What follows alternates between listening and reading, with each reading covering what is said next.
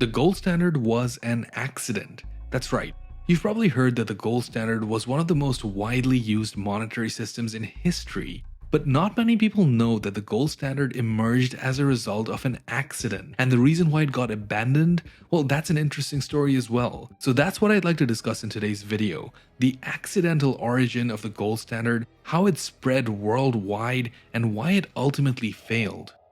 In case you're new here, welcome to History Meets Finance. In this channel, we talk about, well, history and finance.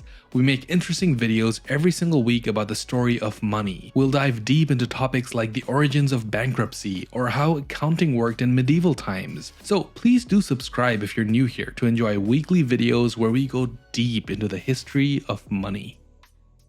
To better understand what the gold standard actually means, let's first understand what the concept of money represents. You see, the problem is people confuse the concept of money with currency. Currency is a system of money that is used by a specific country, but money, on the other hand, actually represents a broader meaning. It basically covers anything that people think is a store of value, and when they agree that the thing storing that value can be used to trade or exchange things, well, that's money too. Now, money can come in many forms like notes, coins, land, precious metals, your bank account records, and even things such as seashells. And that sounds simple enough, but the perceived value of these items can vary a lot depending on the supply and the demand.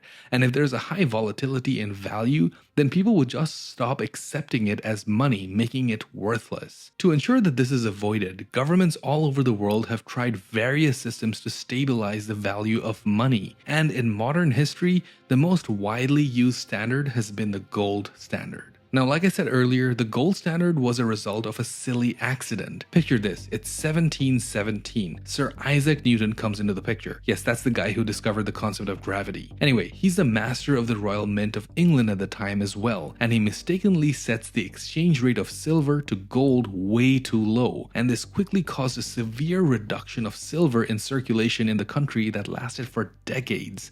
Basically, this meant that the country had defaulted to exclusively only use gold coins as a store of value, and then currency started being pegged to gold at a fixed exchange rate, and then the gold standard was born. The system was formalized in 1821. And this was also around the time that Britain's global influence was rapidly growing. They started introducing the gold standard to their growing number of colonies at the time. And other major economies such as the US were very quick to make the switch to the gold standard as well. You see, the US was also experiencing its own rapid growth, and it was looking for a system to help stabilize its currency. And finally, after the newly formed Germany also started implementing the gold standard, it was only a matter of time before the rest of the countries followed, and therefore the world's first international monetary system was established. So the international gold standard established by Great Britain remained in place until the start of World War I and the Great Depression that followed right afterwards. You see, the system had one major flaw. It was just too inflexible to respond to economic shocks quickly enough. For example, it hindered a government's ability to expand their money supply, which meant that many governments were unable to stimulate their own economies. There needed to be enough gold in reserves to back that up. With most of the world in a major recession during the Great Depression,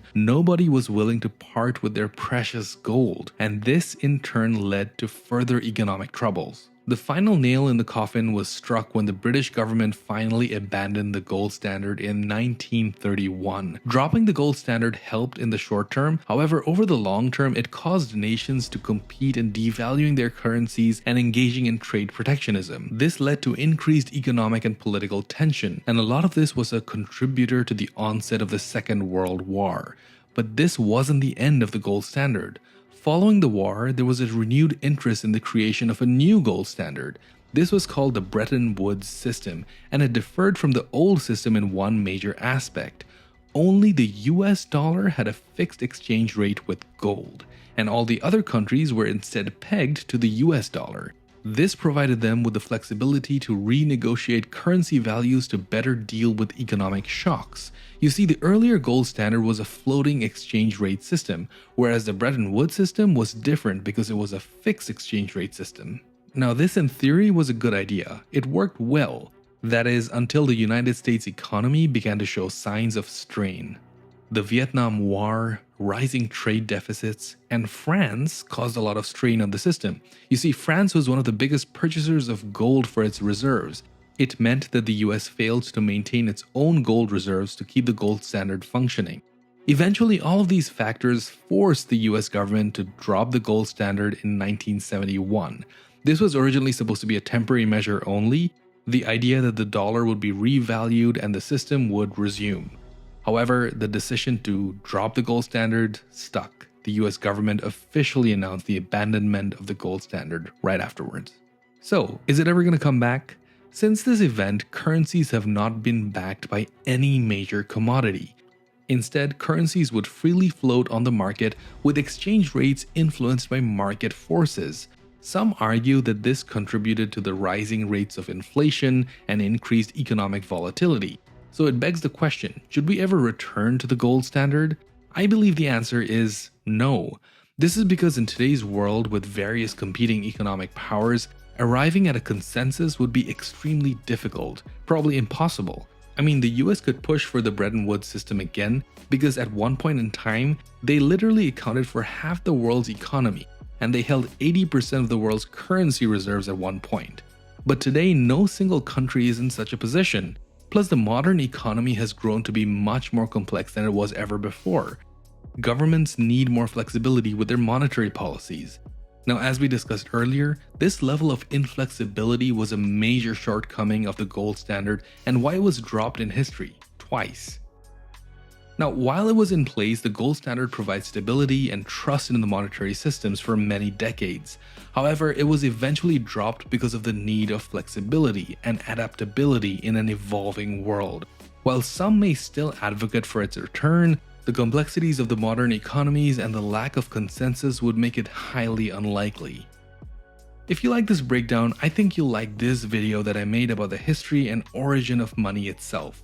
Check it out here and subscribe if you haven't already, and I'll see you on the next one.